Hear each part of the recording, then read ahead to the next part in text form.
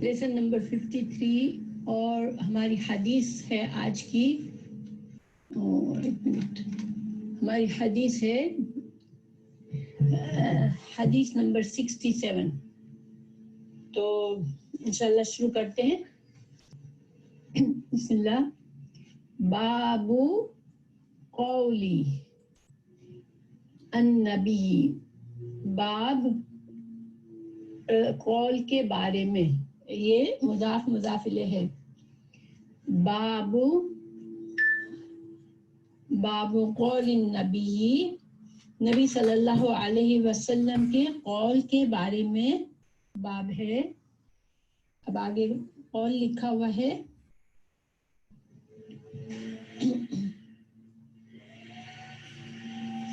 Okay,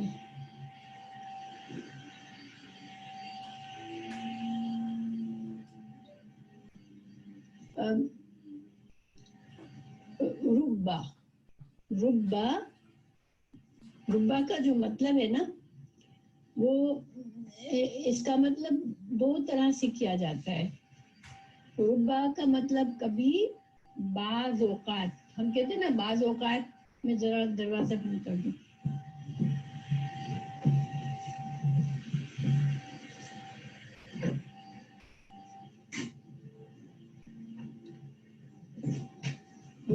ربا جیسے اردو میں کہتے ہیں کہ کبھی کبھی ایسا بھی ہو جاتا ہے، تو یہ اس معنی میں ہے. لیکن ربا ماں، جب ربا ماں آتا ہے تو اس کا مطلب اکثر ایسا ہوتا ہے. ٹھیک ہے، وہ ربا جو ہے وہ دونوں طرح استعمال ہوتا ہے، اکثر کے لیے بھی اور کبھی کبھی کے لیے بھی، ڈیپینڈ کرتا ہے کہ کس طرح سے استعمال ہوا ہے. تو یہاں پر کبھی کے معنی میں کہ بعض اوقات ایسا ہوتا ہے. مبلغن، یہاں پر مبلغ ہے. مبلغ اور مبلغ میں کیا فرق ہوتا ہے، کسی کو پتہ ہے؟ مبلغ جو ہے وہ پیسیو ہے اور مبلغ ایکٹیو ہے. تو مبلغ جو ہے وہ پہنچانے والا، اور مبلغ کون ہے؟ جس کو پہنچایا گیا. تو بعض اوقات ایسا ہوتا ہے کہ جو مبلغ ہوتا ہے، یعنی جس کو پہنچائی جاتی ہے کوئی حدیث، یہاں پر مبلغ کیا پہنچایا گیا یہ نہیں لکھا ہوا ہے، لیکن یہ انڈرسٹوڈ ہے. تو بعض اوقات جس کو پہنچایا جاتا ہے، او آ جو ہے یہ اس میں تبدیل ہے. تو اس میں تفضیل کا فائدہ آپ لوگوں کو پتا ہوگا کہ اس میں تفضیل جب ہوتا ہے تو کیا فائدہ ہوتا ہے، کسی کو یاد ہے؟ جیسے اکبر، اللہ اکبر، اکبر جو ہے وہ اس میں تفضیل ہے. اسی طرح اصغر جو ہے وہ اس میں تفضیل ہے. تو اس میں کمپیریزن ہوتا ہے، یعنی سب سے زیادہ افضل، سب سے زیادہ اکبر، سب سے بڑا، سب سے چھوٹا. تو یہاں پر او آ کہتے ہیں کسی چیز کو سمیٹنے والا. ٹھیک ہے، تو او آ یعنی کہ وہ زیادہ سمیٹ لیتا ہے. علم کو سمیٹنے کا کیا مطلب ہوا کہ وہ زیادہ یاد کرتا ہے. آپ لوگ ٹیکسٹ میں مجھے جواب دے سکتے ہیں جب کبھی آپ چاہیں تو انشاءاللہ.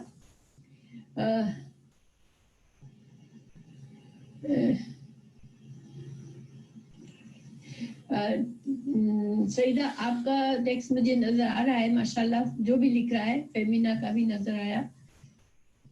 تو اوکے، تو زیادہ سمیٹنے والا ہوتا ہے، یعنی علم کو زیادہ گہرائی تک لے جانے والا ہوتا ہے، زیادہ گہرائی سے سمجھنے والا ہوتا ہے، یاد رکھنے والا ہوتا ہے.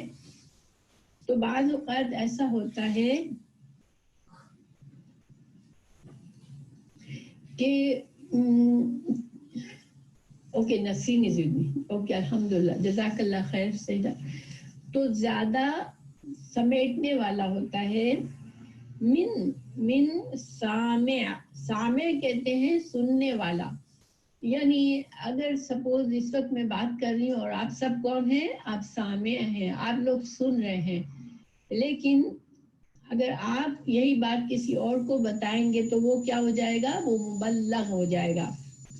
تو آپ صلی اللہ علیہ وسلم کے اس قول میں ہمیں کیا پتہ چلتا ہے کہ نمبر 1 آپ صلی اللہ علیہ وسلم فرما رہے ہیں کہ حدیث جب سنو تو تم اس کو آگے پہنچاؤ، اور اس میں ایک حکمت یہ بتائی کہ تم جس کو پہنچاؤ گے ہو سکتا ہے کہ وہ تم سے زیادہ فائدہ اٹھائے، وہ تم سے زیادہ اس حدیث کو سمجھے گہرائی تک اور اس سے مسائل کا حل نکالے۔ تو یہ یہاں پر ہمیں اس بات سے اس ہیڈنگ سے ہمیں کیا کچھ باتیں پتہ چل رہی ہیں کہ پہلی بات یہ کہ حدیث کا علم کو پہنچانا دوسروں تک یہ رسول اللہ صلی اللہ علیہ وسلم کا حکم ہے ہم کو، آپ صلی اللہ علیہ وسلم نے دیا ہے حکم ہم کو کہ جو حدیث ہم سنیں اس کو آگے پہنچائیں۔ لیکن ساتھ ہی ساتھ ہمیں ایک فائدہ یہ پتہ چل رہا ہے کہ دیکھیں مثال کے طور پر بعض لوگ جو ہوتے ہیں وہ ان کو فکر ہوتی ہے کہ میں اگر علم پہنچاؤں، ابھی مجھے پوری طرح سمجھ نہیں ہے، میں کیسے دوسروں تک علم پہنچاؤں۔ تو یہاں پر ہمیں یہ فائدہ ملا کہ حدیث کے لیے ضروری نہیں ہے کہ آپ اس کی گہرائی تک سمجھ جائیں، آپ اس کو آگے پہنچا سکتے ہیں، لیکن آف کورس شرط ہے، اس کی شرط کیا ہے کہ آپ ذرا سا بھی اس کی لفظ میں زیر زبر میں اس کے بتانے میں بالکل فرق نہ کریں، جس طرح سے بات کی گئی ہے ایگزیکٹلی آپ اس طرح سے بات پہنچائے، کیونکہ یہ بات معاملہ رسول اللہ صلی اللہ علیہ وسلم کی احادیث کا ہے، اس میں ہم جیسے کہ ریلیکس نہیں ہو سکتے۔ اگر میری کوئی بات آپ کسی کو کہیں گی تو یا میں کوئی واقعہ سناتی ہوں، وعلیکم السلام ورحمۃ اللہ، تو آپ اس کو اگر آپ کسی سے سنا رہی ہیں تو یہ ایک میری بات ہے، میں آپ سے کہہ رہی ہوں، آپ اس میں ریلیکس ہو کر کسی کو کچھ اور بتا رہی ہیں تو وہ دوسری بات ہو جاتی ہے۔ لیکن جب حدیث کا معاملہ ہے کہ میں نے آپ کو ایک حدیث کوٹ کی، اوکے، اس وقت آپ کو احتیاط کیا کرنی ہے کہ حدیث کا پورا ٹیکسٹ آپ کو پتہ ہونا چاہیے ایگزیکٹلی ورڈ بائی ورڈ، اور میری ذمہ داری کیا ہے کہ جب میں آپ کو پریزنٹ کروں ایک حدیث تو میں بھی اس کو بالکل ورڈ بائی ورڈ کروں، جس طرح سے حدیث کے راویوں نے یہی طریقہ استعمال کیا کہ وہ حدیث کے معاملے میں بہت احتیاط کرتے تھے، اگر ان کو کسی لفظ کے سننے میں شک ہو جاتا تو وہ بتا دیتے کہ میں اس لفظ کے بارے میں شیور نہیں ہوں، جیسے یہاں آگے مثال آئے گی، ٹھیک ہے۔ تو یہاں پر ایک اہم فائدہ یہ پتا چلا کہ حدیث کو پہنچانے کا، دوسروں کو بتانے کا حکم آپ صلی اللہ علیہ وسلم نے دیا ہم کو، اور دوسرا یہ کہ حدیث جب آپ کسی کو پہنچاتے ہیں تو ہمیں یہ ضروری نہیں ہے کہ ہم اس کے پرفیکٹلی اس کے ہم کو سمجھ میں آ گئی ہے، اب اس حدیث کو ہم جب ڈیپ گہرائی تک سمجھ میں آ جائے تب ہم جا کے اس کو دوسروں کو سمجھائیں۔ وعلیکم السلام ورحمۃ اللہ وبرکاتہ۔ تو یہ دو پوائنٹس ہمیں پتہ چلے۔ تیسری بات ہمیں یہاں یہ پتہ چلتی ہے کہ ہو سکتا ہے کہ مجھے ایک حدیث سنائی گئی مگر مجھے اس کی بہت گہری سمجھ نہیں آئی، لیکن میں آپ کو وہی حدیث سناؤں اور اللہ سبحانہ تعالیٰ اس حدیث کی گہری سمجھ آپ کو دے دے اور آپ اس سے زیادہ فائدہ اٹھا سکیں، اس حدیث کو زیادہ سمجھ سکیں، اس کو زیادہ اچھی طرح سمجھا سکیں، تو استاد سے زیادہ شاگرد جو ہے وہ آگے بڑھ سکتا ہے۔ جیسے ہمارے پاس بہت سی مثالیں ہیں، امام بخاری کے استاد کو ہم نہیں جانتے، ان کے استادوں کو اتنا نہیں جانتے، کم لوگ جانتے ہیں، جو علماء ہیں جو بہت زیادہ اس سے ڈیل کرتے ہیں وہ ان کو جانتے ہیں، لیکن ہم امام بخاری کو زیادہ جانتے ہیں کیونکہ امام بخاری کو اللہ سبحانہ تعالیٰ نے حدیث کا زیادہ شوق اور زیادہ علم دیا۔ تو یہ 3 فائدے اس میں اس قول میں نظر آ رہے ہیں ہم کو. اچھا تو یہ جو ہے قول رسول اللہ صلی اللہ علیہ وسلم کا، یہ بھی ایک حدیث کا ٹکڑا ہے. ٹھیک ہے، یہ حدیث میں ہے. امام بخاری یہاں پر حدیث کے طور پر اس کو نہیں لائے بلکہ باب کی ہیڈنگ کے طور پر لائے ہیں. جب امام بخاری کسی حدیث کو اس طرح سے لاتے ہیں باب کے ٹکڑے کے لحاظ کے طور پر، تو وہ اس وقت معلق کہلاتی ہے. میم عین لام قاف، معلق.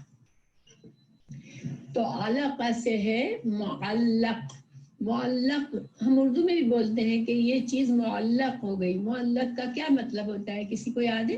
اردو میں ہم اس کو کس معنی میں لیتے ہیں کہ یہ آسمان سے معلق ہو گیا یا چھت سے معلق ہو گیا، کہ کوئی چیز اوپر سے نیچے لٹک گئی، یعنی کہ کوئی لٹکی ہوئی چیز جو کہ معلق بظاہر ہمیں اس کے دونوں طرف سے رسی نظر بھی نہیں آ رہی، اور وہ ایسا لگتا ہے کہ وہ فضا میں لٹک رہی ہے، مگر کیسے لٹک رہی ہے وہ ہمیں سمجھ نہیں آ رہی ہے نا. معلق کا یہ مطلب ہوتا ہے کوئی چیز، ایک تو لٹکی ہوئی چیز ہوتی ہے جس کی رسی نظر آ رہی ہے، معلق چیز کی رسی بھی نظر نہیں آتی. تو یہ اسی لیے حدیث بھی ایسی حدیث جس کی سند یا تو راوی تو پتہ ہے کہ امام بخاری ہمیں بتا رہے ہیں تو ہمیں امام بخاری کا نام پتہ ہے، لیکن امام بخاری سے رسول اللہ صلی اللہ علیہ وسلم کا جو بیچ کا واسطہ ہے وہ ہمیں نہیں پتہ چلتا. تو گویا ہمیں لگتا ہے کہ ہمیں پتہ ہے کہ رسول اللہ صلی اللہ علیہ وسلم سے تو امام بخاری نہیں ملے تھے، تو گویا کہ یہ حدیث معلق ہے. تو ایسی معلق کی جمع ہے تعلیقات. تعلیقات تو امام بخاری کئی دفعہ اپنے ابواب میں تعلیقات کو لاتے ہیں، یعنی کہ ابواب کے ایکسپلینیشن کے لیے بہت سی ایسے حدیث کے ٹکڑے لاتے ہیں جس کی سند نہیں لکھتے. مگر اس پر امام بخاری پر تنقید نہیں کی جا سکتی، کیونکہ امام بخاری ان ٹکڑوں کا دعویٰ نہیں کر رہے کہ وہ امام بخاری کی شرائط پر پوری اتری ہیں اور امام بخاری کی حدیث کی کتاب کے طور پر ان کو امام بخاری نے پیش کیا ہے. جیسے باقی جس حدیث کو امام بخاری سند کے ساتھ پیش کرتے ہیں، جیسے نمبر ہوتا ہے حدیث کا اور پھر اس میں سند ہوتی ہے، پھر سند رسول اللہ صلی اللہ علیہ وسلم تک پہنچتی ہے امام بخاری سے لے کر، تو وہ حدیث وہ امام بخاری ہمیں اس دعوے کے ساتھ دے رہے ہیں کہ یہ جو حدیث جس کی میں نے سند لکھی ہے، جس کو حدیث کو بیان کیا ہے میں نے متن اور سند کے ساتھ، وہ میری کتاب کی حدیث ہے، اور اس کے بارے میں دعویٰ کرتا ہوں کہ یہ 100% صحیح حدیث ہے. مگر معلقات کے بارے میں امام بخاری دعویٰ نہیں کرتے. امام بخاری معلقات میں بعض اوقات سلائٹلی کوئی ضعیف حدیث ہوتی ہے جو جھوٹی نہیں ہوتی، لیکن اس میں یہ ہوتا ہے کہ کہیں سے کوئی معمولی سا ضعف ہوتا ہے. یہ انشاءاللہ کبھی ڈیٹیل میں بتاؤں گی کہ بعض ضعیف احادیث کو کیوں بیان کیا جاتا ہے، کیونکہ ان کا ضعف جو ہوتا ہے وہ ان کو تھوڑا سا ان کی لیول کو کم تو کر دیتا ہے، مگر وہ قابل قبول حد تک ہوتا ہے. اور پھر اس کے بہت سی ایسی دوسری احادیث ہوتی ہیں جو اس حدیث کو سپورٹ دیتی ہیں، تو ایسی ضعیف احادیث کو علماء قبول کر لیتے ہیں. ٹھیک ہے، تو یہاں تک بات کلیئر ہے انشاءاللہ. بہت سمپل وے میں بتایا ہے میں نے آپ کو کہ معلق حدیث کیا ہوتی ہے. اور یہ کائنڈ آف جو پچھلے میں نے تھوڑے سے اسکپ کیے تھے آپ کے لیے کچھ احادیث، کیا بہت ٹیکنیکل لگی مجھے، اور میں نے کہا لوگوں کو کنفیوژن نہ ہو، تو اس وجہ سے میں نے ان کو چھوڑ دیا تھا. لیکن اب جہاں جہاں مجھے موقع ملے گا ان پوائنٹس کو میں آپ کو واضح کرتی جاؤں گی تاکہ آپ لوگوں کو فائدہ پورا حاصل ہو جائے، جو ہم نے تھوڑا سا سبق چھوڑا ہے اس کا بھی فائدہ مل جائے انشاءاللہ. تو اب ہم باب کی ہیڈنگ ہو گئی. اب باب کیوں لائے ہیں امام بخاری کا، اس باب کا باندھنے کا کیا مقصد ہے؟ تو دیکھیں امام بخاری ہمیں چونکہ علم کے بارے میں بتا رہے ہیں، اس اپنے اس کتاب میں امام بخاری ہمیں علم کو سمجھا رہے کہ علم کیا چیز ہے، علم کے آداب کیا ہیں، ان کے بارے میں ہم کو حکم کیا ملے ہیں. تو یہاں پر امام بخاری ہم کو یہ سمجھا رہے کہ حدیث کا جو علم ہے اس کو آگے پہنچانا یہ آپ صلی اللہ علیہ وسلم کے حکم سے ہے. گویا کہ حدیث کو ہم کو آگے پہنچانا چاہیے، اور یہ اس کی اجازت اور اس کا حکم آپ صلی اللہ علیہ وسلم کی طرف سے ہے. اور دوسری بات یہاں امام بخاری ہمیں یہ واضح کر رہے ہیں کہ دیکھیں بہت سے لوگ آپ صلی اللہ علیہ وسلم کی احادیث سنتے تھے، بہت سے صحابہ آپ کے قریب ہوتے تھے. ہر صحابی کو فقہ کہتے ہیں گہری سمجھ اور علم، گہرا علم. تو ہر صحابی فقیہ نہیں ہوتا تھا، ہر صحابی گہرائی تک نہیں پہنچ جاتا تھا آپ کی ہر بات کے لیے، لیکن حکم عام ہے. گویا کہ اس سے امام بخاری یہ ہمیں سمجھا رہے ہیں کہ ایون رسول اللہ صلی اللہ علیہ وسلم نے ایسے لوگوں کو بھی اجازت دی ہے جو حدیث کو خود گہرا سمجھ نہیں ان کو آتی، لیکن اس کو سن لیتے ہیں اچھی طرح سے اور اس کو ضبط کر لیتے ہیں، لفظ بائی لفظ اچھی طرح سے اس کو یاد کر لیتے ہیں. تو اس کو آگے پہنچانا چاہیے. یعنی آگے پہنچانے کے لیے گہری سمجھ ضروری نہیں ہے. ضروری کیا ہے کہ احتیاط اور ضبط کی شرط ہے کہ بہت اچھی احتیاط کے ساتھ سنایا جائے. میری آواز لو ہے؟ آپ لوگوں کے لیے صحیح نہیں ہے میری آواز؟ تھوڑا سا بڑا کر سکتی ہوں میں. صرف فصیح کو مسئلہ ہو رہا ہے یا سب کو ہو رہا ہے؟ ذرا سا کلیئر کر دیجیے گا. اب صحیح ہے فصیح؟ میں نے مائک میرا قریب آ گیا. اصل میں ہوا ونڈو کھلی ہے تو ہوا بھی آ رہی ہے، اگر تو ونڈو سے ڈسٹرب ہو رہا ہے تو میں بند کر سکتی ہوں اس کو. تو آواز میں اگر آپ کو کوئی پنکھے وغیرہ کی آواز آ رہی ہے تو مجھے بتا دیجیے گا تاکہ میں اس کو سیٹ کر سکوں. اچھا، تو امام بخاری کیونکہ یہ کتاب العلم ہے تو امام بخاری ظاہری بات ہے کہ ہم لوگوں کے دلوں سے ہر قسم کا شک ریموو کریں گے کہ علم کے بارے میں پھر ہمارا کیا رویہ ہونا چاہیے. اس وجہ سے ہمیں علم کے آداب بھی سکھائیں گے، ان کو سننے اور اس کو آگے بڑھانے کا بھی بتا رہے ہیں. ٹھیک ہے، تو امام بخاری یہاں پر اس مقصد سے لائے ہیں کہ علم جو ہے، دین کا علم جو ہے وہ اس کو ایک طرح سے آگے پہنچانا یہ بھی ایک ایمان کا حصہ ہے. یہ بھی ایک فرض ہے کہ انسان سنے اور آگے پہنچائے. رسول اللہ صلی اللہ علیہ وسلم کی کچھ احادیث اس سیم مفہوم کی ہے. ایک تو آپ صلی اللہ علیہ وسلم نے دعا دی ایسے لوگوں کو جو کہ میری حدیث سنے اور اس کو آگے پہنچائے، اس کی حفاظت کرے اور اس کو آگے پہنچائے. تو پھر اللہ تعالیٰ سے دعا کی کہ اللہ ایسے لوگوں کے چہروں کو تر و تازہ رکھنا. یہ کتنی خوبصورت دعا ہے. الحمدللہ ہم سب چاہتے ہیں ہمارے چہرے تر و تازہ رہیں. اللہ سبحانہ تعالیٰ ہمارے چہروں کو تر و تازہ رکھے دین کا علم سیکھنے اور سکھانے سے، آمین. تو ایک تو یہ حدیث ہے. دوسری مسند احمد کی ایک حدیث ہے جس میں آپ صلی اللہ علیہ وسلم نے فرمایا رب حامل فقہ غیر فقہی من الى من ہوا افقہ منہ. اس کا مطلب کیا ہے کہ بعض اوقات جو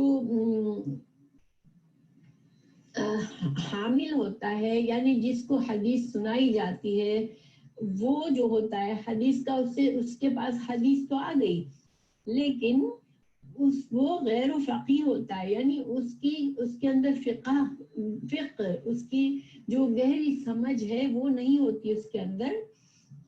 تو من اس سے الہ اس کی طرف من ہوا افقہ منہ، تو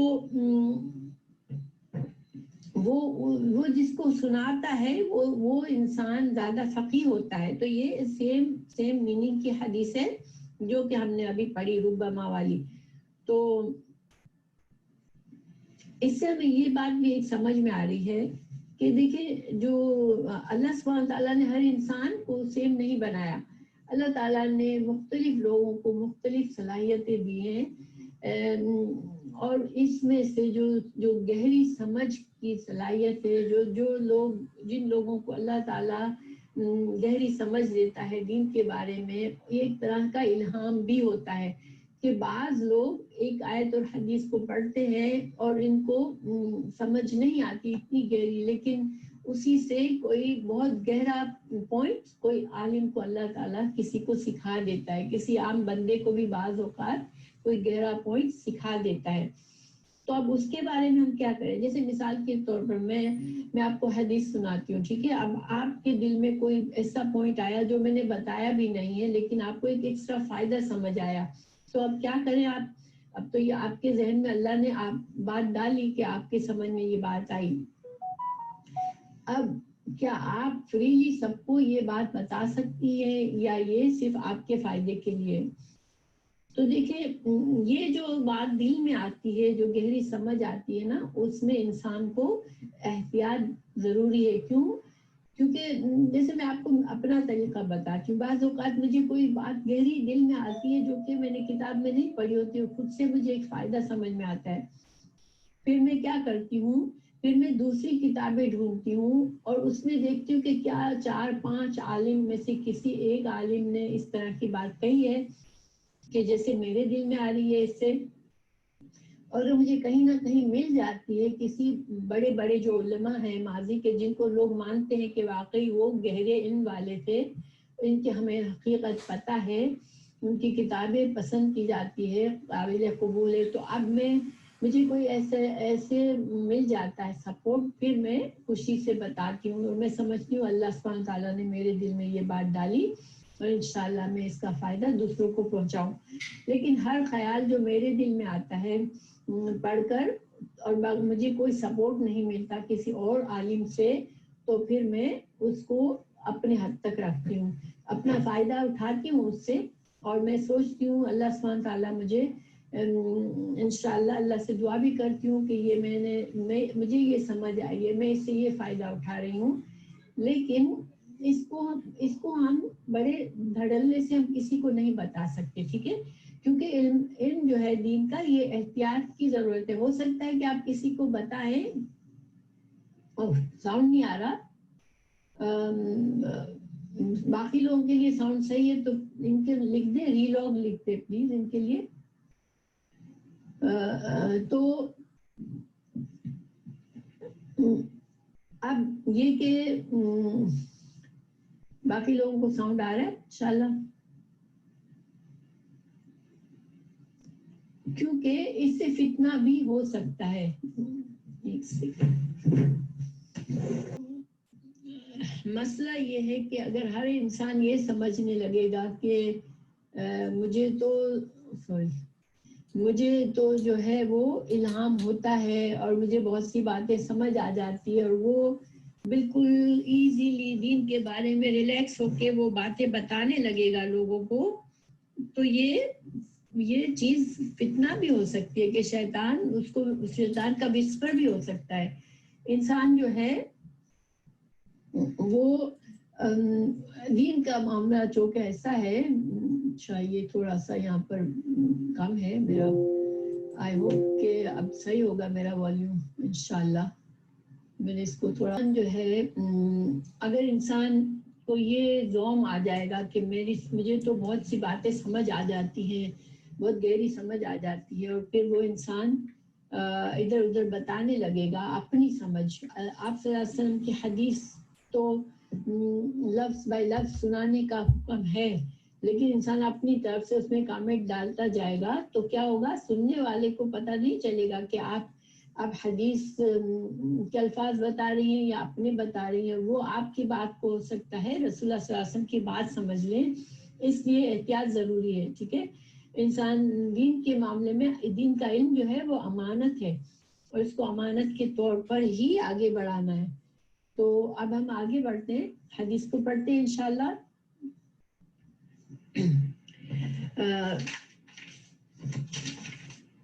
حدیث حدثنا حدثنا ہم کو بیان کیا، دد ہم کو مسدد نے بیان کیا، قال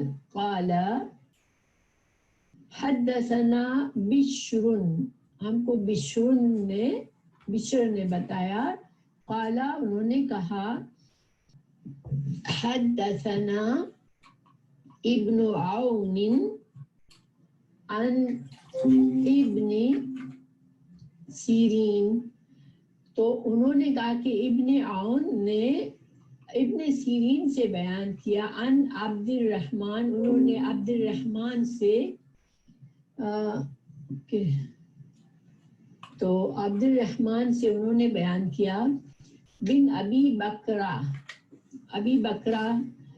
عن ابی بکرہ، تو عبد الرحمن جو ہے وہ کس سے؟ اپنے والد سے، اور ان کے والد کون ہے؟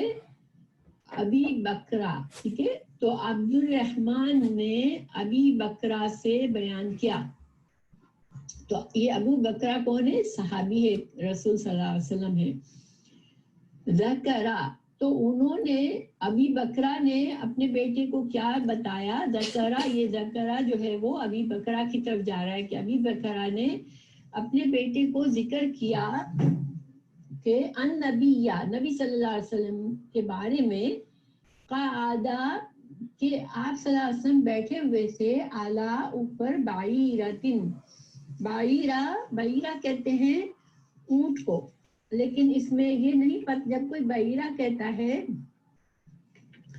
تو یہ نہیں پتہ چلتا کہ یہ مؤنث اونٹ ہے یا مذکر ہے۔ جب ناقہ کہتا ہے، ناقتا جو ہوتا ہے وہ مؤنث ہے، اور جمل جو ہے وہ اونٹ مذکر ہے، تو ناقتا سے جب کہا جائے تو پتہ چلے اونٹنی پر بیٹھے تھے اور جمل اونٹ پر بیٹھے تھے، تو آپ صلی اللہ علیہ وسلم اونٹ پر بیٹھے تھے، مذکر یا مؤنث یہاں واضح نہیں ہے۔ اوکے، وَأَمْسَكَ اور تھام رکھی تھی، انسان ایک شخص نے، بِخِطَامِهِ ان کی جانور جو اونٹ تھا اس کی لگام کو تھام کے رکھا تھا ایک شخص نے، مطلب کیا سین ہے یہاں پر؟ آپ صلی اللہ علیہ وسلم اونٹ پر بیٹھے تھے اور اونٹ کی لگام ایک شخص کے ہاتھ میں تھی۔ اب ایک شخص کون تھا یہاں پر؟ یہ خود ابو بکرہ ہے، ٹھیک ہے، ابو بکر اور ابو بکرہ میں فرق ہے۔ ابو بکر صلی اللہ علیہ وسلم، ابو بکر صدیق وہ نہیں ہے یہاں پر، یہ ابو بکرہ یہ دوسرے صحابی ہیں۔ تو ابو بکرہ جو ہے وہ خود تھامے ہوئے تھے آپ صلی اللہ علیہ وسلم کی اونٹ کی لگام کو، لیکن یہاں پر جیسے بتاتے ہوئے انہوں نے ایک طرح سے سمجھ لے کہ انکساری سے کام لیا، اپنی ہوتا ہے نا انسان اپنی بڑائی بیان کرنی، میں تو جب آپ صلی اللہ علیہ وسلم اونٹ پر بیٹھے تھے اور میں ان کی لگام پکڑے ہوئے تھا، تو یہ ذرا سا ایک بڑی بات، ایک بڑائی کی بات ہو جاتی ہے۔ تو انہوں نے انکساری سے یہ کہا کہ ایک انسان نے ان کی لگام کو پکڑا ہوا تھا، ٹھیک ہے، اور سبحان اللہ صحابہ کرام کا جو ادب تھا نا، وہ جہاں بڑائی کی بات ہوتی وہاں وہ اپنا ذکر نہیں کرتے تھے، اور جہاں پر کسی صحابی کی کوئی غلطی کو پوائنٹ آؤٹ ہوتی تھی کسی حدیث میں، تب بھی صحابی کا ذکر نہیں کرتے تھے، صرف ایک انسان، ایک مرد یا ایک عورت اس طرح سے بات کر لیتے تھے۔ تو کیونکہ نام جاننا، اگر کسی کی غلطی ہے تو نام جاننے سے کوئی فائدہ نہیں ہے، اسی طرح کسی نے کوئی بڑا کام کیا تو اس کام کی اہمیت ہے، انسان جو ہے وہ اس کو اگر فخر کے لیے ذکر کر رہا ہے تو وہ اس کے لیے خرابی ہے اس میں۔ تو اب دیکھیں یہاں پر خطامہ او بزمامہ، اب یہاں پر یہ راویوں کی احتیاط کی میں نے بات کی آپ سے، تو یہ راوی کا جو ابو بکرہ کے بعد کے جو راوی ہیں ان میں سے کسی کو شک ہو گیا کہ ابو بکرہ نے خطام کہا تھا یا زمام کہا تھا. خطام اور زمام دونوں جو ہے وہ مطلب سیم ہے کہ اونٹ کی لگام کو لگام کا ہی مطلب ہے. لیکن دیکھیں یہ ہے حدیث میں احتیاط کی مثال کہ حدیث سن کے پھر ذرا سا بھی اگر شک ہو جائے کہ یہ لفظ تھا یا وہ لفظ تھا، چاہے اہم معنی لفظ الفاظ ہوں، تو بھی صحابہ کرام اور راوی حدیث کے جو راوی ہوتے تھے وہ اس کو کلیئر کر دیتے کہ مجھے اس لفظ کے سننے میں تھوڑا شک ہے. تو مگر مقصد کیا ہے کہ یہ جو تھی وہ لگام کو پکڑے ہوئے تھے حضرت ابو بکر، آپ صلی اللہ علیہ وسلم اونٹ پر تھے. پھر آپ صلی اللہ علیہ وسلم خطبہ دے رہے تھے. یہ جو ہے حجۃ الوداع کا خطبہ ہے. اس میں آپ نے حجۃ الوداع میں آپ نے 4 مقامات پر خطبہ دیا تھا. تو یہ خطبہ جو ہے وہ منا کا خطبہ ہے. آپ صلی اللہ علیہ وسلم اپنے اونٹ پر تھے اور آپ صلی اللہ علیہ وسلم نے فرمایا ایو یوم ھذا، یہ کون سا دن ہے. یہ ایک سیکنڈ میں یہ جو بار بار گھنٹی بج رہی ہے نا، اس کو میں کوشتی اوکے ٹھیک ہے انشاءاللہ. تو ایو یوم ھذا، یہ کون سا دن ہے. تو اب صحابہ کرام یہ کیوں بچی، صحابہ کرام کو تو پتا تھا،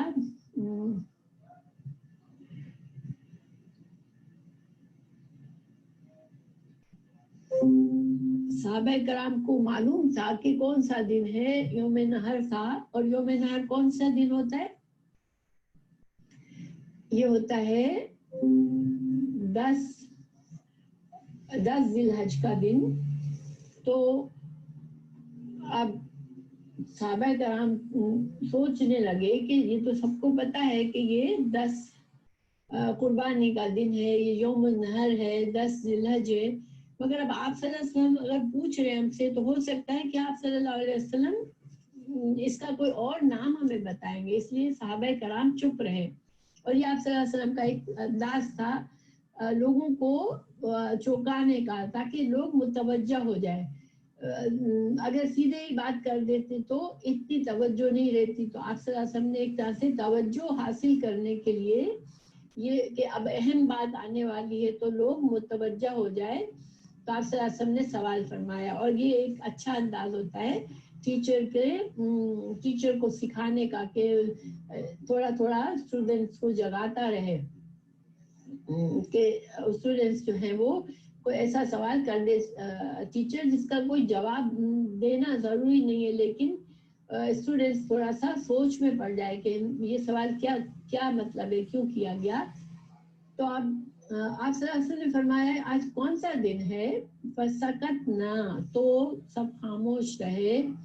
سکوت ہم اردو میں بھی یوز کرتے ہیں.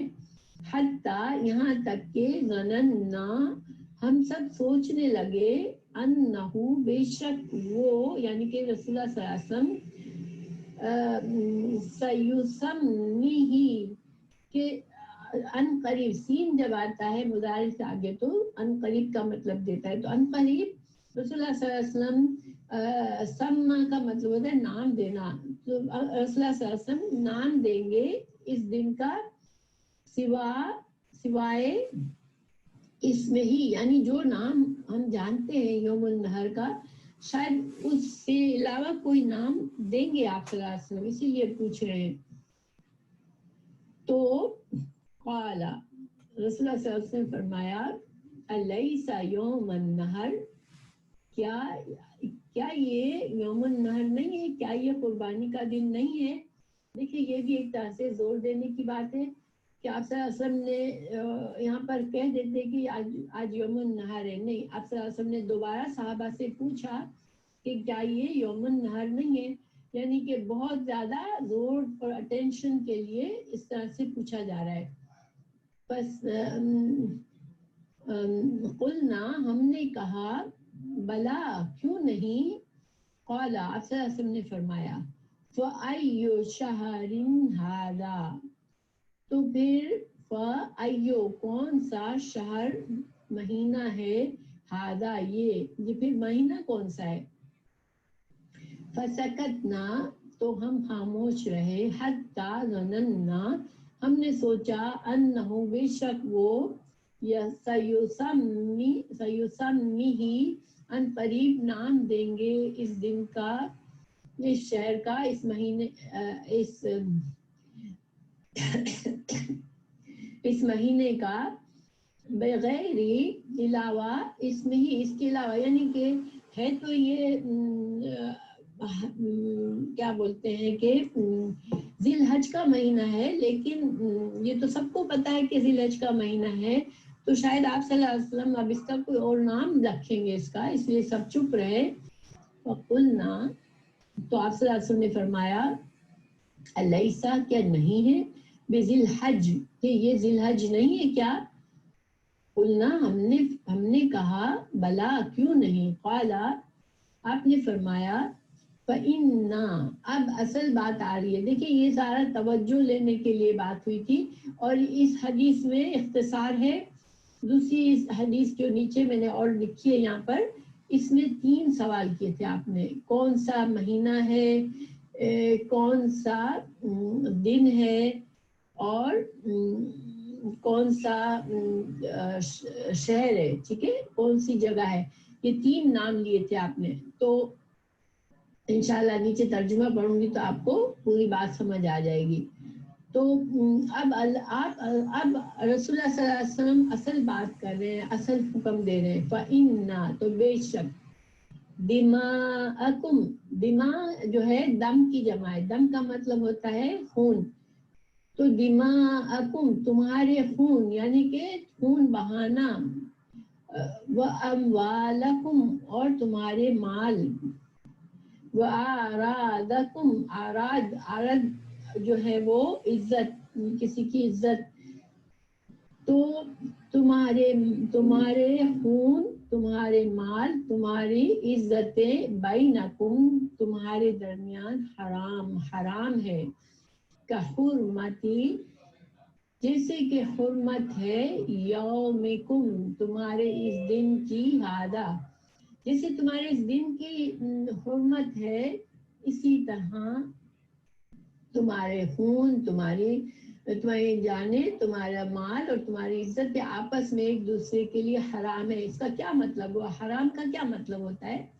دیکھیں حرام حرمت سے ہے. حرمت اللہ سبحانہ تعالیٰ نے شروع سے کچھ جگہوں کی کچھ مہینوں کی کچھ دنوں کی کچھ لوگوں کی حرمت رکھی ہے. حرمت مطلب کہ ایک عظمت ہے کہ کچھ کام منع ہے کچھ کام کرنا منع ہے ان دنوں میں ان جگہوں پر ان شخصیتوں کے ساتھ کچھ کام اگر تم کرتے ہو تو وہ حرام ہے.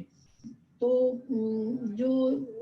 جو قربانی کا دن ہے تو قربانی کا دن کی حرمت ہے. یہ حج کا دن ہے حج کے دنوں کی حرمت ہے.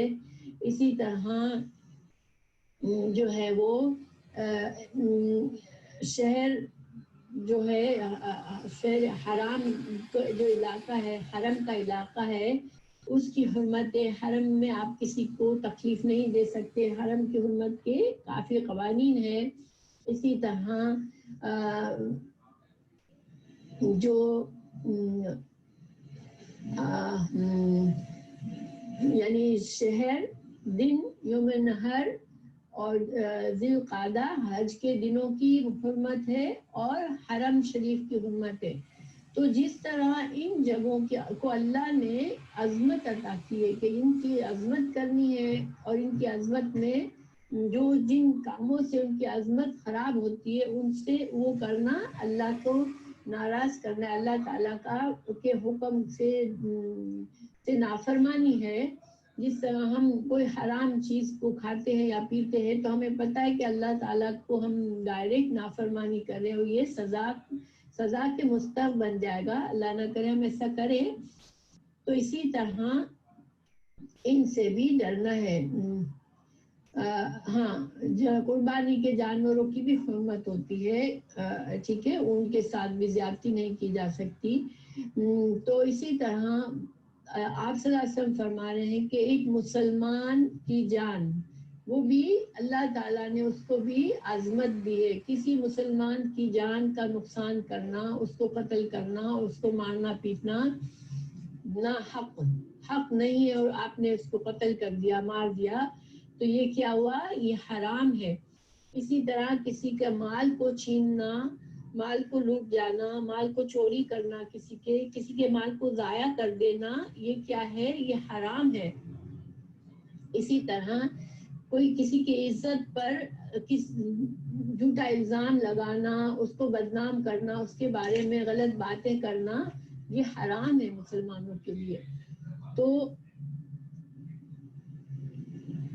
اب یہ ایک حکم دیا۔ اب یہ حدیث لمبی ہے، اس میں خطبہ تھا، بہت سے اور چیزیں بھی ہیں، لیکن یہاں پر چھوٹا اس کا حصہ ہے، یعنی چھوٹا ورژن ہے، چھوٹا اس کا حدیث کا ایک ٹکڑا بیان کیا امام بخاری نے، اور اس میں یہ حکم ثابت ہوا کہ مسلمان کے لیے بھائی بھائی ہیں، اور مسلمانوں کے نہ کسی مسلمان کی عزت پر حملہ کیا جا سکتا ہے، نہ اس کی جان کے ساتھ نقصان کیا جا سکتا ہے، اور نہ اس کے مال کو۔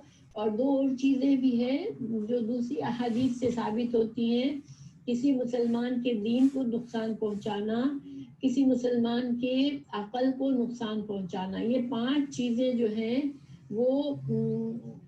ہیں وہ تمام احکامات جو شریعت کے ہیں وہ ہمیں یہ سکھاتے ہیں کہ ایک مسلمان کے لیے دوسرے مسلمان کی یہ 5 چیزیں حرام ہیں۔ انسان کسی کے ساتھ اس طرح سے کسی کو جذباتی طور پر تکلیف دے دے کے اس کی عقل کو خراب کر دینا، یا کسی کے جان، مال، عزت اور کسی کے دین میں خرابی کر دینا، اس کو گمراہ کرنے کی کوشش کرنا، تو یہ سب کیا ہے؟ یہ حرام ہے۔ تو حرام یعنی کہ ہم آپس میں مسلمان معاشرہ بھائی بھائی ہے، ویسے تو کسی غیر مسلم کی بھی ہم ان کے ساتھ زیادتی کرنا، یہ چیزیں یہ زیادتی میں ہی شامل ہے۔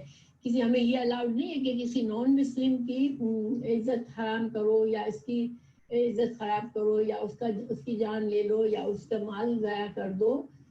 یہ تمام انسانوں کے لیے ہے یہ قانون، لیکن خاص طور سے مسلمان کا مسلمان سے ناحق اس طرح سے کرنا یہ حرام ہے۔ پھر آپ صلی اللہ علیہ وسلم نے فرمایا لیبلغی، چاہیے کہ ہاں کسی کو مسگائیڈ بھی نہیں کر سکتے ہم غلط بات کہہ کر۔ جو لوگ بغیر سوچے سمجھے دین کے فتوے دے دیتے ہیں اور لوگ گمراہ ہوتے ہیں، یہ بھی الاؤڈ نہیں ہے۔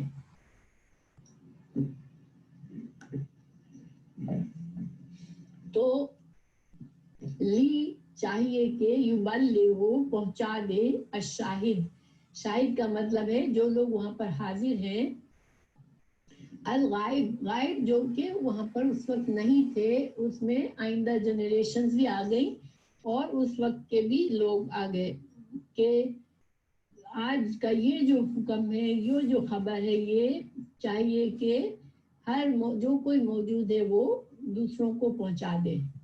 فَإِنَّا تو بے شک الشاہد جو موجود ہے، آسا امید ہے، ان یبلغا کہ ہو سکتا ہے کہ وہ پہنچائے، من جس کو ہوا وہ او وہ زیادہ حفاظت کرنے والا ہو، لہو اس علم کی، منہو یعنی کہ منہو یعنی پہنچانے والے سے۔ تو ہو سکتا ہے کہ جس نے سنا، جس کو پہنچی بات، وہ زیادہ حفاظت کرے گا، زیادہ گہری سمجھ رکھے گا، اس علم سے زیادہ فائدہ اٹھائے گا اور زیادہ آگے بڑھائے گا جس آدمی نے اس کو سنا۔ ٹھیک ہے، تو یہ تو حدیث ہے جس کے انشاءاللہ ہم نے یہ باتیں اس کے بارے میں کی کہ ہمیں کیا کیا اس سے ہمیں ترجمہ اس کا کیا ہم نے، اور تھوڑا سا اس کو سمجھا. اب اس حدیث میں ہمیں بیسیکلی کچھ فائدے ملتے ہیں، انشاءاللہ میں اس کی بتاتی ہوں. اور امام بخاری اس حدیث کو کئی جگہ پر لائے ہیں، تو وہاں پر مختلف مسائل اس سے ثابت کیے ہیں. تو پہلی جگہ جو ہے امام بخاری اس کو لائے ہیں حدیث نمبر 105 پر لائے ہیں. ٹھیک ہے، 105 میں امام بخاری نے اس سے کیا مسئلہ ثابت کیا ہے.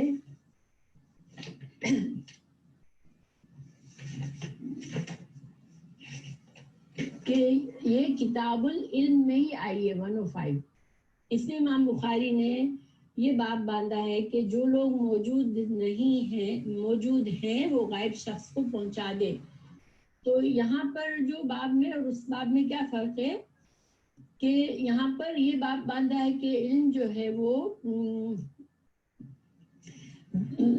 علم جب پہنچایا بھی جائے اور جس کو پہنچایا جائے گا ہو سکتا ہے کہ وہ زیادہ یاد رکھے. تو اس کا ہمیں یہاں پر ایکسٹرا فائدہ اس حدیث میں یہ ہے، ہمیں یہ پتہ چلتا ہے کہ علم کی گہری سمجھ اللہ کی طرف سے ہوتی ہے، اور اللہ سبحانہ تعالیٰ جس کو چاہے اس کو کسی بات مسئلے کی گہری سمجھ الہام کر دے.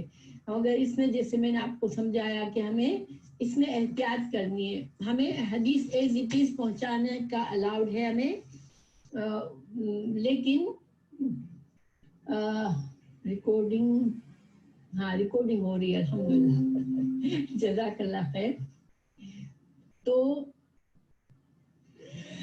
حدیث کو ایز اٹ از ہم کو پہنچانے کی اجازت دی گئی ہے، مگر جو گہری سمجھ ہمیں آئے گی اس کے بارے میں احتیاط سے بتانا ہے. کیونکہ ہر انسان کہے کہ مجھے تو الہام ہوا اس حدیث سے، یہ سمجھ آئی ہے بات، اور پھر وہ اس کو حدیث کے ساتھ جوڑ کے سمجھانا شروع کر دے، تو اس سے لوگوں کو گمراہ ہو سکتے ہیں. میں ایک سیکنڈ دروازہ بند کروں.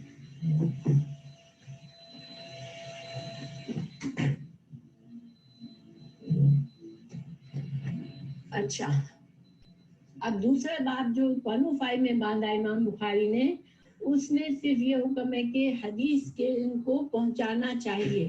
ٹھیک ہے، پھر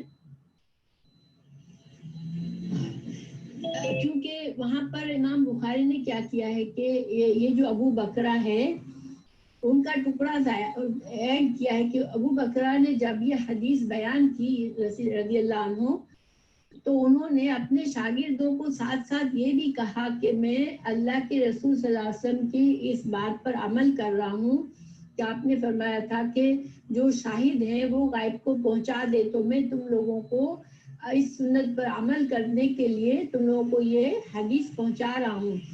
تو یہ ٹکڑا اس میں زیادہ ہے اس 105 میں، اس لیے امام بخاری نے یہ باب باندھا کہ جو لوگ حاضر ہیں وہ دوسروں کو پہنچا دے.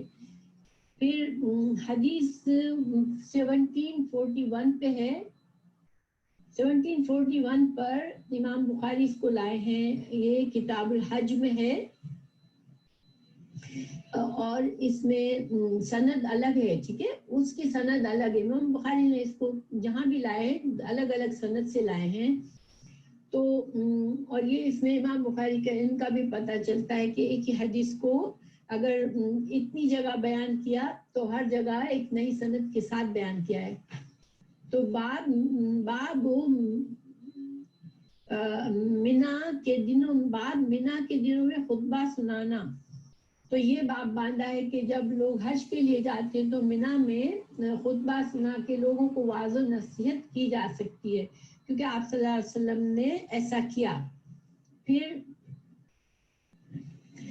اس حدیث میں 1741 جو کہ یہاں پر میں نے پرنٹ کی ہے، 1739 میں نے پرنٹ کی ہے. ٹھیک ہے، 1739 میں دیکھیں کہ تھوڑا سا یہ ایکسٹرا ہے کہ کون سا، جیسے اس میں 2 سوال تھے، اس میں ایک اور سوال ہے. میں اس کو اردو ترجمہ پڑھ لیتی ہوں انشاءاللہ، اس میں کچھ اور چیزیں ایڈیشنل ہیں. تو ہم سے علی بن عبداللہ نے بیان کیا، انہوں نے مجھ سے یحییٰ بن سعید نے بیان کیا، ان سے فضل بن غزوان نے بیان کیا، ان سے اکرما نے بیان کیا، ان سے حضرت عبداللہ بن عباس رضی اللہ عنہ نے بیان کیا کہ 10ویں تاریخ کو رسول اللہ صلی اللہ علیہ وسلم نے مینا میں خطبہ دیا. خطبہ میں آپ صلی اللہ علیہ وسلم نے پوچھا لوگوں آج کون سا دن ہے؟ لوگ بولے یہ حرمت کا دن ہے. آپ نے آپ صلی اللہ علیہ وسلم نے پھر پوچھا یہ شہر کون سا ہے؟ لوگوں نے کہا یہ حرمت کا شہر ہے. آپ نے پوچھا یہ مہینہ کون سا ہے؟ لوگوں نے کہا یہ حرمت کا مہینہ ہے. پھر آپ صلی اللہ علیہ وسلم نے فرمایا بس تمہارا خون، تمہارے مال، تمہاری عزت اور ایک دوسرے پر اسی طرح حرام ہے جیسے اس دن کی حرمت ہے، اس شہر اور اس مہینے کی حرمت ہے. پھر اس کلمہ کو آپ صلی اللہ علیہ وسلم نے کئی بار دہرایا. پھر آسمان کی طرف دیکھا، سر اٹھا کر فرمایا اے اللہ کیا میں نے تیرا پیغام پہنچا دیا؟ اے اللہ کیا میں نے پہنچا دیا؟ عبداللہ بن عباس رضی اللہ عنہ نے بتایا کہ اس ذات کی قسم جس کے ہاتھ میں میری جان ہے، آج رسول اللہ صلی اللہ علیہ وسلم کی یہ وصیت اپنی تمام امت کے لیے ہے کہ حاضر اور جاننے والے، غائب اور ناواقف لوگوں کو اللہ کا پیغام پہنچا دے.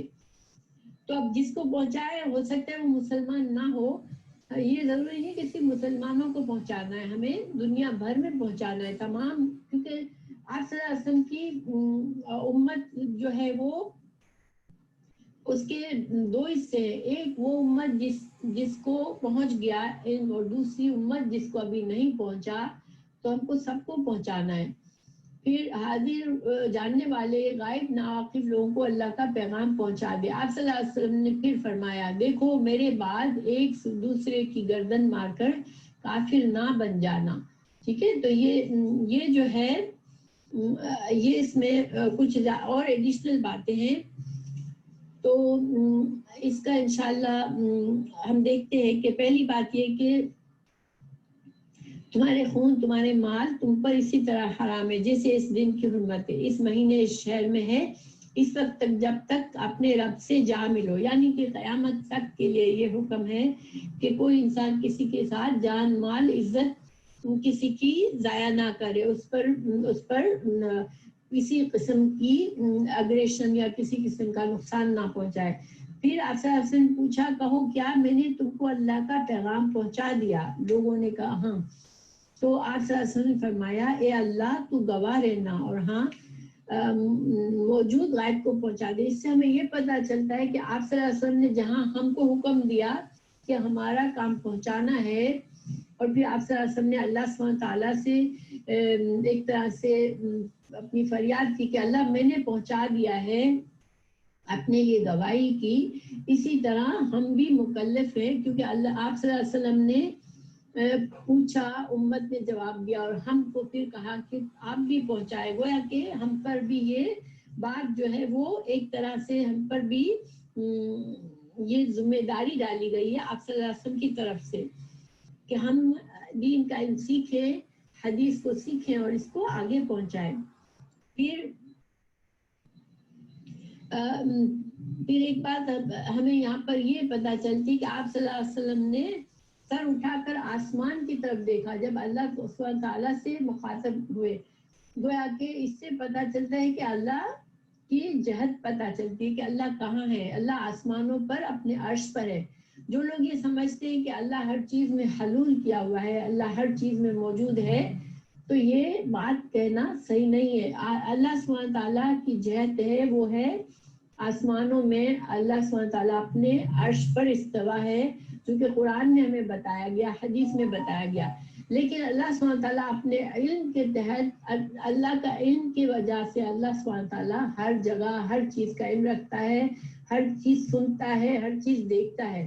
تو اللہ کا علم کی وجہ سے اللہ تعالیٰ ہر جگہ موجود ہے، مگر اللہ سبحانہ تعالیٰ ذات کے طور پر عرش اپنے عرش پر ہے. یہ صحیح عقیدہ ہے. ٹھیک ہے. پھر جو ہے آپ صلی اللہ علیہ وسلم نے فرمایا میرے بعد کافر نہ بن جانا. تو کافر نہ بن جانا سے کیا مطلب ہے؟ تو یہ کفر اعتقادی کفر نہیں ہے. ٹھیک ہے. انسان اگر کسی کو قتل کر دیتا ہے، ایک مسلمان دوسرے کو، تو وہ اس اعتقادی طور پر کافر نہیں ہو جاتا کہ یہ اب اس کا کلمہ بھی اب اس کو کام نہیں آیا. نہیں، یہ کبیرہ گناہ ہے، اور کبیرہ گناہ جو ہے وہ کفریہ کام ہوتے ہیں، وہ کافروں والے کام نہ کرنا. تو کافروں والے کام جو مومن کرے گا تو پھر یہ کبیرہ گناہ ہے، اور وہ انسان کو ہو سکتا ہے کہ جہنم میں جائے اور اپنے ان کافرانہ گناہوں کی سزا بھگتے. پھر اس کا ایمان، اس کے دل میں ایمان سچا تھا، توحید تھی، تو اس کے ایمان کی وجہ سے اللہ سبحانہ تعالیٰ اس کو جنت میں ایک نہ ایک دن ڈالیں گے. مگر کافر والے کام یہ انسانوں کو ڈرانے اور سوچنے کے لیے کہے گئے کہ انسان اپنے کفر سے جہنم میں جانے والا بن جاتا ہے. ایک مسلمان ہے، نمازیں پڑھتا ہے، روزے رکھتا ہے، دین کے احکامات فالو کرتا ہے، لیکن کچھ ایسے اعمال ہیں جن کو کر کے وہ کفری اعمال ہوتے ہیں جن سے انسان جہنم میں جائے گا. اگر وہ مرنے سے پہلے اس نے خالص اخلاص سے توبہ نہیں کر لی اور اپنی اصلاح نہیں کر لی تو وہ جہنم میں جا کے سزا بھگتے گا اپنے گناہوں کی. اچھا، پھر جو ہے یہ حدیث جو ہے امام بخاری، تو یہاں پر اس ٹکڑے سے کہ حدیث یہ حدیث جو ہے وہ خطبہ حج الوداع کی ہے. تو اس سے ہمیں حجۃ الوداع کا ایک مقصد بھی پتہ چلتا ہے کہ اسلام کے رکن کا ایک عظیم مقصد عظیم کیا ہے، کیوں لوگ حج پر جاتے ہیں، کیوں اللہ سبحانہ تعالیٰ نے حج پر ہمیں جانے کے لیے حکم دیا. کیونکہ یہ تمام مسلمانوں کے یونٹ جمع ہونے کی جگہ ہے، اور جہاں پر انسان مسلمانوں کو ایک دوسرے کے ساتھ غصہ، زیادتی، جدال اور حرام چیزیں نہیں کرنی ہے. تو گویا کہ سب ایک دوسرے کے ساتھ خدا ترسی کا معاملہ کریں، آپس میں اتفاق کریں اور اچھی باتوں کی دعوت دے اور کتاب اور سنت کا پیغام ایک دوسرے کو سنائے. تو گویا کہ حج کا جو مقصد عظیم ہے وہ کیا ہے کہ اسلام مسلمانوں کو ایک جگہ کرنا اور ان کو باہمی اتفاق سکھانا، باہمی طور پر ان کو جوڑنا آپس میں. اور چونکہ حج کے اندر ہر انسان احرام میں ہوتا ہے، تو کوئی کیٹیگری نہیں ہوتی کہ کون امیر ہے، کون غریب ہے، کون بادشاہ ہے، کون فقیر ہے. تو تمام مسلمان ایک جیسے ہوتے ہیں، اور تمام سے یہی حکم کیا گیا کہ ایک دوسرے کے ساتھ جو ہے تم کو انسانیت اور اخوت کا معاملہ کرنا ہے، جو اسلام میں تم پر لازمی کی گئی ہے. پھر اللہ سبحانہ تعالیٰ کا عرش پر استوا ہونا ثابت ہوتا ہے، جو کہ عقیدے کی اصلاح ہے کہ اللہ سبحانہ تعالیٰ جو ہے وہ ہر جگہ حلول نہیں ہے. تو پھر جو ہے ہمیں یہاں پر امام بخاری اس کو لائے ہیں، اس حدیث کو، حدیث نمبر 3197 ہے. ایک تو اس میں کیا ہے کہ کتاب مخلوق کی پیدائش. تو مخلوق کی ایک کتاب ہے جس میں امام بخاری نے اللہ سبحانہ تعالیٰ کی مخلوق کی کتاب باندھی ہے، جس میں خلقت کا پتہ چلتا ہے. تو اس میں چونکہ اللہ تعالیٰ نے اس حدیث میں یہ فرمایا، صلی اللہ علیہ وسلم نے یہ فرمایا کہ جس دن سے، یہاں پر یہ ٹکڑا نہیں ہے، لیکن جس دن سے اللہ تعالیٰ نے زمین اور آسمان پیدا کیے ہیں، اس دن سے اللہ نے 12 مہینے، خود اللہ سبحانہ تعالیٰ نے 12 مہینے کا ہمیں کہا ہے کہ سال میں 12 مہینے ہوتے ہیں، ان 12 مہینوں میں 4 مہینے حرام ہیں، حرمت والے ہیں. تو چونکہ حدیث کے مختلف جگہوں پہ مختلف ٹکڑے ہیں، میں نے یہاں پر سب نہیں لکھے، بس میں آپ کو فائدہ دینا چاہ رہی تھی کہ آپ کو پتہ چلے کہ اس حدیث میں کیا کیا مسائل حل ہوئے ہیں. تو چونکہ رسول اللہ صلی اللہ علیہ وسلم نے فرمایا کہ جس دن سے زمین بنی ہے، اس دن سے اللہ تعالیٰ نے، جس دن سے آسمان اور زمین پیدا کیے ہیں، سال میں 12 مہینے بنائے ہیں. ان 12 مہینوں میں سے 4 حرمت والے مہینے ہیں، جیسے ذی القعدہ، ذی الحج، محرم اور رجب. یہ 4 مہینے جو ہیں وہ شروع سے حرمت والے بنائے گئے. اب حرمت سے کیا مطلب ہے؟ جیسے کہ میں نے بتایا کہ ان مہینوں کی تعظیم ہے، اس میں جنگ و جدل کی اجازت نہیں ہے.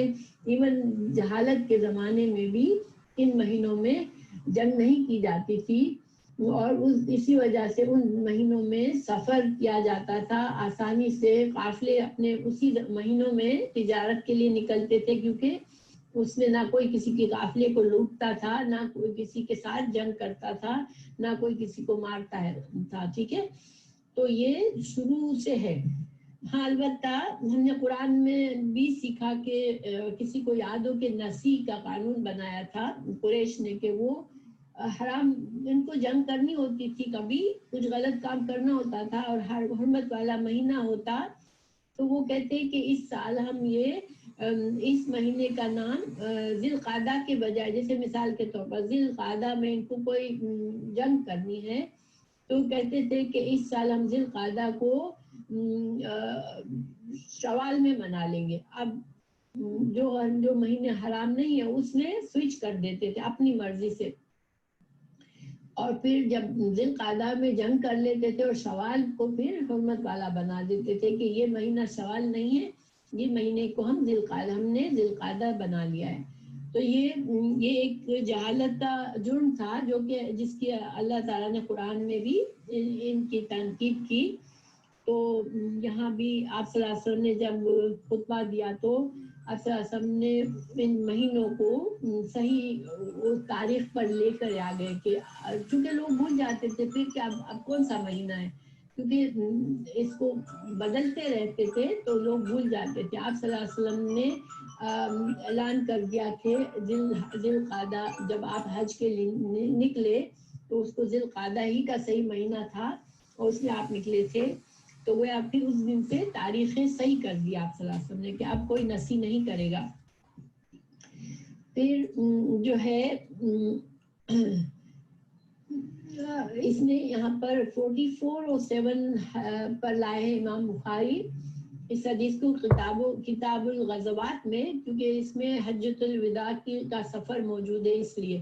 اچھا، پھر 4662 میں امام بخاری اس کو لائے ہیں کتاب التفسیر میں، اور یہ جو ہے سورہ توبہ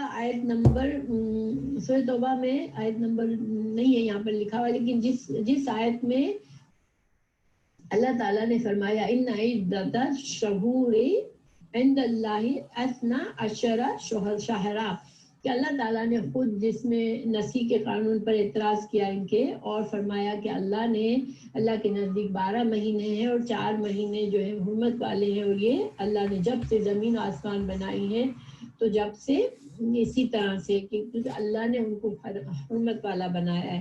اور ہمیں یہاں فائدہ یہ ہوا کہ مہینوں کی تقسیم اللہ کی ہوئی ہے، بندوں کی ہوئی نہیں ہے. ٹھیک ہے، 12 مہینے جو ہیں یہ شروع سے ہیں اور یہ اللہ کی تقسیم ہے. پھر حدیث 5550 میں یہ مسئلہ ثابت ہوتا ہے کہ کتاب النحر ہے وہ قربانی کے مسائل میں باب باندھا ہے. جس نے کہا قربانی یوم النحر کو ہوتی ہے تو یہ ثابت کیا کہ یوم النحر کا جو ذی الحج کا 10 تاریخ ہے وہ قربانی کے لیے ہوتا ہے، اور ہمارے لیے عید ہوتی ہے جو لوگ حج کے لیے نہیں جاتے، اور ہم بھی قربانی کرتے ہیں. کتاب الفتن میں 78 میں اس کو لائے ہیں فتنوں کا بیان. نبی کریم صلی اللہ علیہ وسلم نے جو یہ ٹکڑا کہا کہ میرے بعد کافر نہ بن جانا، تو کافر نہ بن جانا یعنی کہ فتنے اٹھیں گے، اور آج واقعی میں لوگوں کو مارتے ہیں، جان لے لیتے ہیں، ان کو پتہ بھی نہیں ہوتا کہ ہم کیوں جان لے رہے ہیں، اور مسلمان کو مار دیتا ہے. تو یہ فتنوں کی آپ صلی اللہ علیہ وسلم نے ایک طرح سے پیشین گوئی کی تھی کہ ایسے فتنے اٹھیں گے کہ لوگ مسلمانوں کی جان اور مال اور عزت کو پامال کریں گے. پھر 47 میں اللہ تعالیٰ کی توحید کے بیان میں اس حدیث کو، کیونکہ اس میں استوى علی العرش، اللہ تعالیٰ آپ صلی اللہ علیہ وسلم نے آسمان کی طرف دیکھ کے فرمایا کہ اللہ میں نے پہنچا دیا، تو گویا اللہ سبحانہ تعالیٰ کی جہت کا پتہ چلا. تو امام بخاری نے یہ مسئلہ ثابت کیا کہ اللہ اپنے عرش پر ہے. تو اب جو ہے اس حدیث کے کچھ فائدے میں دوبارہ ریپیٹ کر لیتی ہوں، کچھ نئے شاید آ جائے، کچھ دوبارہ ہے۔ نمبر 1، حدیث کا علم کو سیکھنا اور سکھانا اللہ اور اللہ کے رسول کے حکم کے مطابق ہے، یعنی کہ اللہ تعالیٰ نے اور اللہ کے رسول نے ہمیں یہ حکم دیا ہے کہ ہم یہ کام کریں، یہ کوئی اپنی چوائس کی بات نہیں ہے، یہ ہمیں حکم دیا گیا ہے۔ تو جب ہمیں حکم ہے تو اس کا مطلب ہے ہمیں حدیث کا علم سیکھنا بھی مسلمانوں کے لیے اتنا ہی ضروری ہے جتنا قرآن کا علم سیکھتے ہیں۔ اچھا، پھر امام بخاری کی معلق کے بارے میں ہم نے سیکھا کہ یہ باب میں ابواب میں امام بخاری معلق یعنی کہ حدیث کسی حدیث کا ٹکڑا لاتے ہیں بغیر سند کے، ان کو امام بخاری کی معلق حدیث کہتے ہیں۔ اور وہ اس میں امام بخاری کی وہ شرائط جو سخت شرائط ہیں جو کہ امام بخاری سند کے ساتھ جو اپنی کتاب میں جن حدیث کو لائے ہیں ان کے لیے بہت سخت ترین شرطیں رکھی ہیں، لیکن یہ معلق احادیث جو ہیں وہ کبھی کبھی ضعیف بھی ہو سکتی ہے، مگر ان کا ضعف جو ہے وہ بہت معمولی ہوتا ہے اور امام بخاری خود بتا دیتے ہیں کہ اس میں یہ ضعف ہے۔ اچھا، کہ ابو بکرہ صحابی رضی اللہ عنہ کی انکساری کا پتہ چلتا ہے کہ حدیث بیان کرتے ہوئے اپنا نام نہیں بیان کیا کہ میں جو تھا میں اتنا اہم کام پر مجھے رکھا گیا تھا کہ میں رسول اللہ صلی اللہ علیہ وسلم کے اونٹ کی لگام کو تھام کر چل رہا تھا جب آپ صلی اللہ علیہ وسلم خطبہ دے رہے تھے۔ پھر صحابہ کرام بعض اوقات اسی طرح غلطی کی نشاندہی میں بھی کسی کا نام نہیں بتاتے تھے کہ کسی کی غیبت نہ ہو جائے۔ پھر حجۃ الوداع یوم النحر کی حرمت پتہ چلتی ہے کہ باقی مسلمانوں کے لیے عید کا دن ہے، تو عید کا دن جو ہے وہ حرمت والا ہے۔ عید کے دن بھی انسان کو فساد نہیں کرنا چاہیے، فساد ویسے بھی نہیں کرنا چاہیے، لیکن جو حرام کام ہے ان کو خاص طور سے ان سے بچنا چاہیے عید کے دن۔ پھر صحابہ کرام رسول اللہ صلی اللہ علیہ وسلم کی محفل میں کم سے کم بات کرتے تھے اور وقت ضرورت ہی منہ کھولتے تھے، کیونکہ اس حدیث میں ہمیں پتہ چلتا ہے کہ آپ پوچھتے رہے اور صحابہ کرام خاموش رہتے۔ پھر آپ صلی اللہ علیہ وسلم کے سکھانے کا ایک انداز ہمیں پتہ چلتا ہے کہ لوگوں کی متوجہ کرنے کے لیے سوالات کرتے تھے اور پھر سکھاتے تھے۔ اللہ تعالیٰ نے اس دنیا میں کچھ چیزوں کو، کچھ وقتوں کو، کچھ لوگوں کو حرمت دی ہے، اور مثال کے طور پر کہیں ایک جگہ پر ہے کہ اللہ کے ولی جو لوگ ہوتے ہیں ان کو جو اذیت دیتا ہے تو اللہ ان سے بغض رکھتا ہے۔ تو اللہ کے ولی کون ہوتے ہیں؟ جو ظاہر دین کو اچھی طرح فالو کرتے ہیں اور جو شریعت پر قائم ہوتے ہیں، جو بدعات سے بچتے ہیں، جو عبادات سے محبت رکھتے ہیں، وہ اللہ ان کا ولی ہوتا ہے۔ اللہ تعالیٰ نے قرآن میں فرمایا مسلمانوں کا ولی ہے اللہ۔ تو تمام مسلمان اگر صحیح دین پر چل رہے ہیں اور اللہ کا خوف رکھتے ہیں، خشیت رکھتے ہیں، عبادات کرتے ہیں، اللہ کی رضامندی کے کام کرتے، تو وہ سب کون ہیں؟ اللہ کے ولی ہیں۔ اور اللہ سبحانہ تعالیٰ اپنے ولیوں کے اگر کوئی ناحق اس کے ساتھ زیادتی کرتا ہے تو اللہ اس شخص سے بغض رکھتا ہے۔ پھر مہینوں کی تقسیم اللہ کی طرف سے ہے، یہ ہمیں پتہ چلا۔ 4 مہینے حرمت والے ہیں، ذی القعدہ، ذی الحج اور محرم تو اوپر تلے آتے ہیں، اور رجب جو ہے وہ تھوڑا الگ سے ہے۔ پھر ہر حرمت کا مطلب کیا ہے کہ جن چیزوں کو اللہ نے عظمت دی ہے ان کے احترام کرنا اور ایسے کاموں سے بچنا جس سے ان کی حرمت میں کمی آئے۔